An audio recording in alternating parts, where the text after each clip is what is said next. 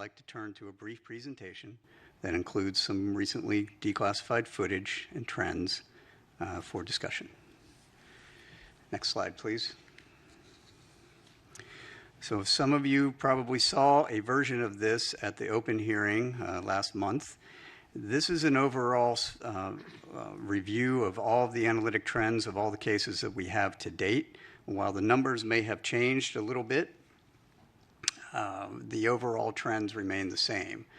Most of what we are seeing reported by aircraft are at the altitudes where we fly aircraft. That should not be a surprise. You will note, however, that I have no space reports and I have no maritime reports. That is notable, even though we are looking across all of those domains. On the upper right, we have UAP morphologies. The vast majority of what has been reported and what we have data on, a little less than half now, are orbs, round spheres. And in the bottom right, you will see in the heat map of the areas where we get most of our reporting. This is very much a collection biased map. This is where our sensors are, our military, NRIC, and some of the FAA data. In the middle, it is what we call our typical UAP characteristics for the vast majority of the cases that we see. One way of looking at that is we'll call it a target package. This is the thing we are out hunting for in most cases.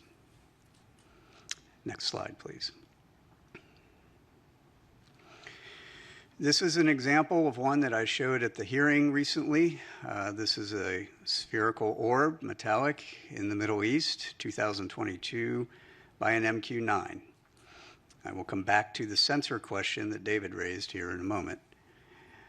This is a typical example of the thing that we see most of. We see these all over the world, and we see these in making very interesting apparent maneuvers.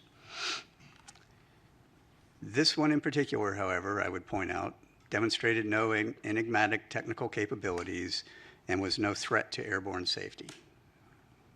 While we are still looking at it, I don't have any more data other than that. And so being able to come to some conclusion is going to take time until we can get better resolved data on similar objects that we can then do a larger analysis on. Next slide, please. I'm going to let this play through. This is a newly released video. You'll notice there are two dots moving back and forth. There is a plane at the bottom that's moving across the screen, and now there are three dots moving back and forth. The moving back and forth is from the sensor and the platform that's collecting it. This is a P3 on a training mission in the Western United States. They picked these up and they tried to intercept and was unable to intercept them.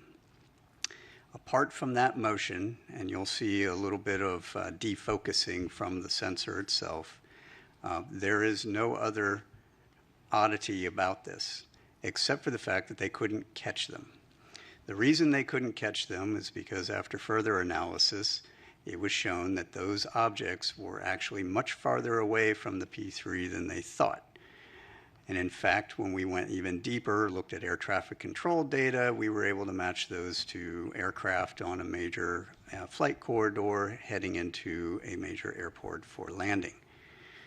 This is the kind of thing that can spoof and or provide misperception of both very highly trained pilots as well as sensors, right? And this was reported as an odd grouping of 3 UAP.